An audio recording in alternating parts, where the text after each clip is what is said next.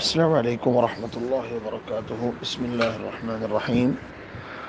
حسن حدیث وہ ہوتی ہے جس کے راویوں کے اندر صحیح روایت والی تمام شروط پائی جائیں، صدق و امانت، عدل، ضبط، ہر چیز مکمل ہو، بس تھوڑا سا راویوں کے جو حافظہ ہے اس میں تھوڑی سی کمزوری رہ جائے تو اس روایت کو حسن کہتے ہیں۔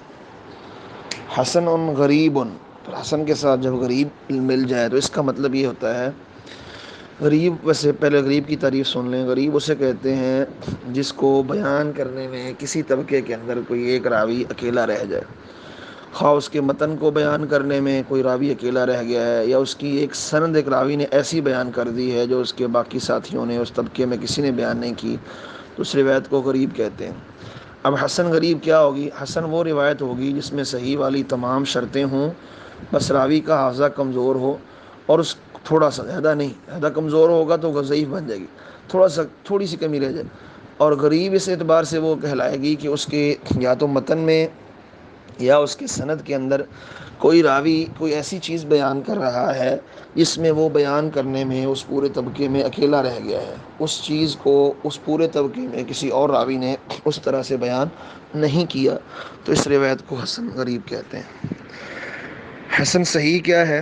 حسن صحیح سے مراد مختلف اس کی تشریحات اور تفسیرات کی گئی ہیں۔ آسان یہ بات ہے کہ حسن صحیح ایک روایت ہوتی ہے، اس کی کئی سندیں ہوں۔ ایک روایت ہے جو کئی سندوں سے مروی ہے، تو ان میں سے کچھ سندیں ایسی ہیں جو حسن ہیں اور کچھ سندیں ایسی ہیں جو صحیح ہیں، تو یہ حسن صحیح کہلاتی ہے کہ اس کی بعض سندیں حسن ہیں اور بعض سندیں صحیح ہیں۔ یا پھر اس کا مطلب یہ بھی بعض علماء نے ذکر کیا کہ ایسی روایت جس کو بعض علماء صحیح کہتے ہوں اور بعض علماء اس کو حسن کہتے ہوں، تو اس کو صحیح حسن لکھ دیا جاتا ہے۔ مرفوع اور موقوف۔ مرفوع وہ روایت ہے وہ بات جس کی نسبت نبی کریم علیہ السلام کی جانب کی گئی ہو، اور موقوف وہ روایت ہے جس کی نسبت جو ہے وہ صحابی کی طرف کی گئی ہو، یعنی صحابی کی بات اور قول کو موقوف کہتے ہیں، نبی کریم علیہ السلام کی بات کو مرفوع کہتے ہیں۔ السلام